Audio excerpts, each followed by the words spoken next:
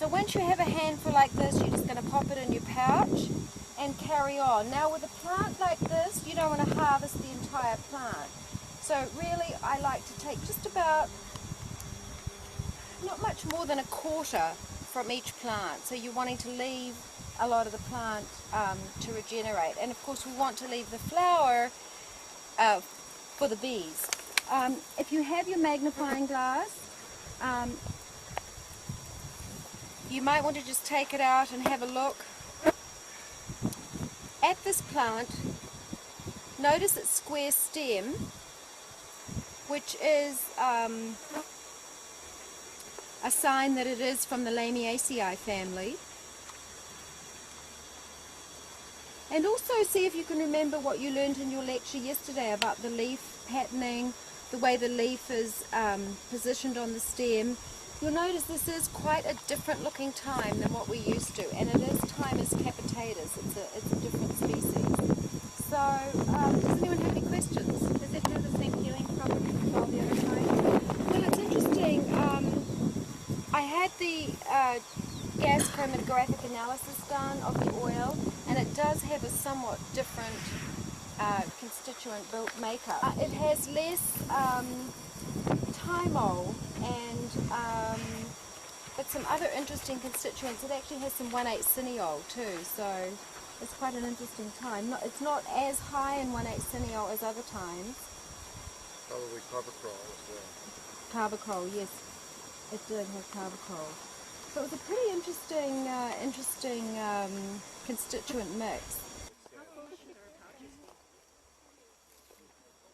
It's ideal because we have two stills today. We want to actually experiment and distill this in both copper and stainless steel, and then we are going to see what the two crops are like from two different materials, two different still materials. So it would be ideal if you can all fill your pouch as much as possible. We'll definitely need at least that kind of quantity. Now, Samantha just reminded me that we talked yesterday about asking for permission to harvest the plant, and there are a number of schools of thought on why one should do that. But basically, the Native Americans believe that, and this is what I've been told, is that while we might harvest the plant and be able to extract the medicinal constituents, the plant also has a spirit or soul that we are wanting to ask help from as well. And so in order for the entire plant to give up its energy to us, it's important that we pay homage to that, recognize it, and ask for that part of the plant as well. And one of ACHS students was a Native American, and he shared with me what he did. And he said, as he gathered, and I know Robert also does a little ceremony with tobacco, because the idea is you give something back when you take something.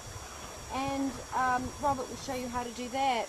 But what our student did was just center himself and within his heart ask the plant for help, and also say a small prayer, and he said just all is one.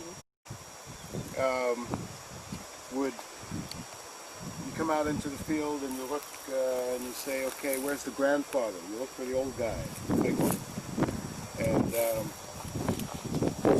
here's a good one right here. And basically, you talk to the plant, if this is your way. Some people it's not their way, but for some, you talk to the plant and tell it what you're doing and why you're doing it.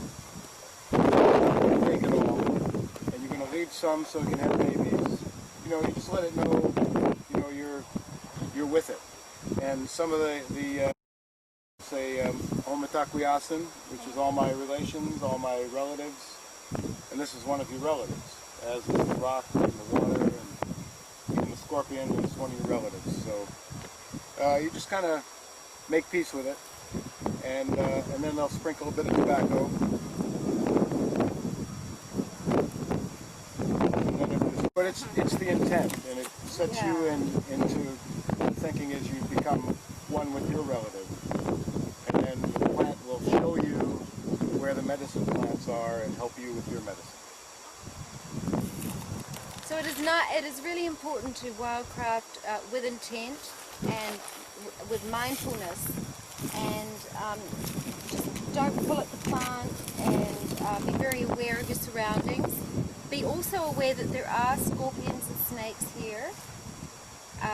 There are also just little lizards as well. The little lizards are harmless, Just but like geckos. But Buy just be insurance for them. careful where you place your feet. Look at the ground, and most importantly, deep breathe and enjoy yourself. So Yeah, and also be aware of the aromas that are going to be Yes. surrounding you. There's helichrysum, Yes. there's sage, there's thyme, there's the seawater. this is truly an aromatic experience as we harvest. So make full use of that. Do a lot of deep breathing.